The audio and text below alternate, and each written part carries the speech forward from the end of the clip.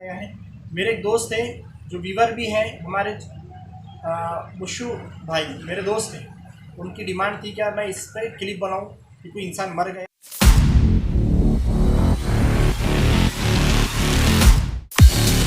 तो दोस्तों आज हम लोग जानेंगे कि किसी इंसान की अगर डेथ हो जाती है तो उसको कैसे कंफर्म करेंगे कि उसकी डेथ हो गई है। नॉलेज के लिए कह रहा हूँ, ऐसा कभी कोई हादसा हो जाता है तो हम सिर्फ़ और सिर्फ डॉक्टर की मदद लें, कभी भी अपनी मनमानी ना करें। तो दोस्तों जब किसी की डेथ हो जाती है और कंफर्म करना होता है तो सबसे पहले हम जो है अपने हाथों में ग्लोव्स पहनें, क्योंकि मैक्सिमम जो डेथ होती है वो किसी न किसी बीमारी की वजह से होती है। और बीमारी अगरचे वायरस या किसी बैक्टीरियल वजह से हुई है, किसी बैक्टीरियल बीमारी की वजह से, क्योंकि जो वायरस हैं वो जो है तो जो ज़िंदा इंसान है उनको मुतासिर ना करता। इसलिए कोशिश करें कि ऐसा एग्ज़ामिनेशन करने से पहले हम हाथों में ग्लोव्स पहन लें और मास्क का यूज़ करें। उसके बाद जहाँ पर डेड बॉडी है वहाँ जाने के बाद उसके जो वाइटल ऑर्गेन्स हैं और उसके जो सिस्टम्स हैं उस पर गौर करें। डेथ क्या होती है? डेथ है फंक्शंस का एंड होना। अब कौन से फंक्शंस हैं? एक तो नर्वस सिस्टम वाला है, ब्रेन का सिस्टम है, एक कार्डियोवैस्कुलर सिस्टम है, एक जो है तो रेस्पिरेटरी सिस्टम है। ये वाइटल्स है, ये बड़े हैं। इसके अलावा जो दूसरे सिस्टम्स है, किडनी का है और दूसरे ऑर्गन्स का है, ये सब जो है ये सेकंड पे है, लेकिन फर्स्ट पे क्या है? वाइटल ऑर्गन्स का सिस्टम है। इसलिए सबसे पहले हम जो है तो ब्रेन का देखेंगे, यानी कि नर्वस सिस्टम। उसके लिए सबसे बेहतरीन एग्जामिन करने के लिए हमें टॉर्च की ज़रूरत होती है। डेड बॉडी के पास जाने के बाद टॉर्च की मदद से उसके जो है आँखों के अंदर मौजूद पिपल्स को देखना है कि वो डायलेटेड है, फिक्स्ड है या किस तरह है।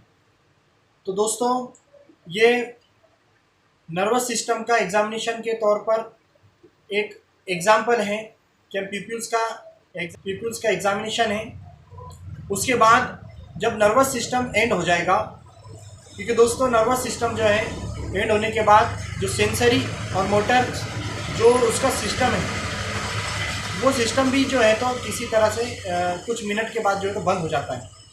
इसलिए जब सेंसरी और मोटर्स दोनों तरह के से जो है तो नर्वस सिस्टम मुतासिर हो जाएगा या बंद हो जाएगा, तो जाहिर सी बात है जो मसल्स है बॉडी के वो भी काम करना बंद कर देंगे।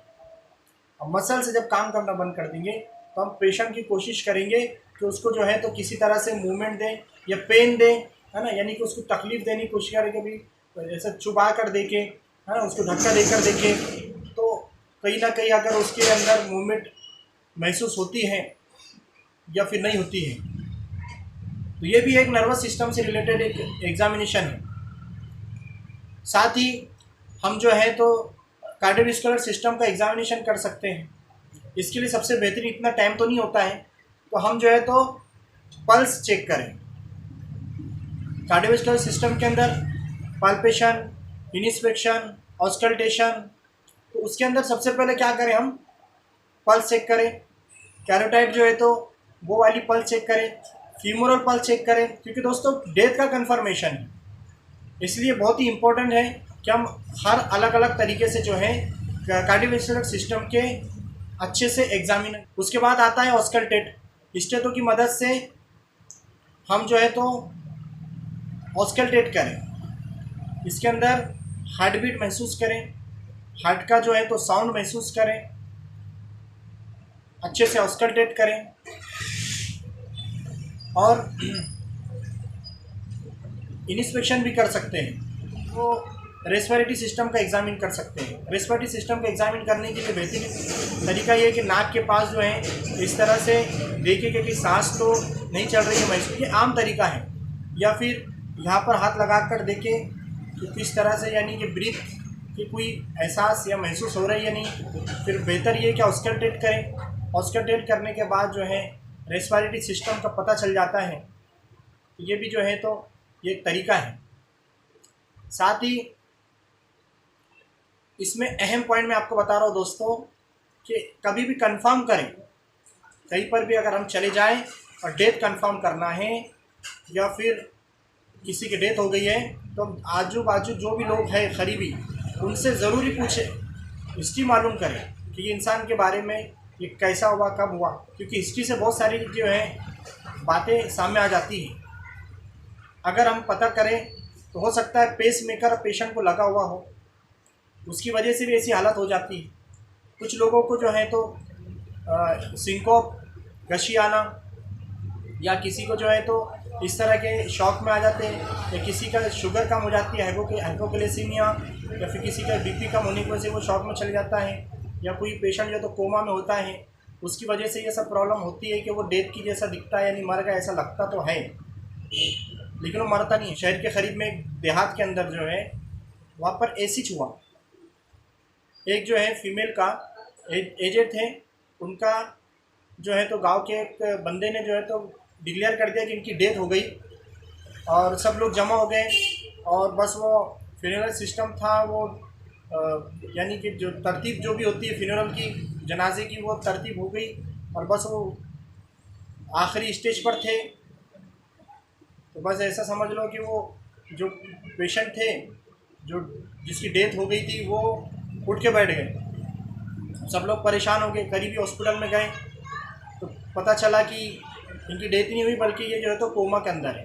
वो जो है वो मेरे हिसाब से अभी 1.5 महीने तक ज़िंदा थे बाद में। तो इस तरह भी हो जाता है। इसमें मैं आपको इम्पोर्टेंट चीज़ बताता हूँ कि जो पल्स ऑक्सीमीटर हमारा होता है, इससे ऊपर मैंने कुछ दिन पहले वीडियो भी बनाया था, चेक कर सकते हैं, क्योंकि पल्स जो है तो उसकी बिल्कुल ज़ीरो बताएगा, ऑक्सीजन जो है उसका सेचुरेशन जो है वो बिल्कुल उसका ज़ीरो बताएगा। ये भी कंफर्म है अच्छे से। और इससे सबसे बेस्ट तरीका मैं आपको बता दूं कि हम जो है तो ईसीजी कराए पेशेंट। ईसीजी क्या होगा, उसके जो कर्व जो है वो अपसेट हो जाए। दोस्तों इस तरह से कुछ चेंजेस